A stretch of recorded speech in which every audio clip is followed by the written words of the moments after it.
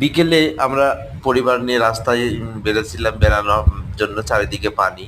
তো এমন সময় ওই দাদাদের বিলে দেখি প্রচুর শাপলা ফুটি আছে।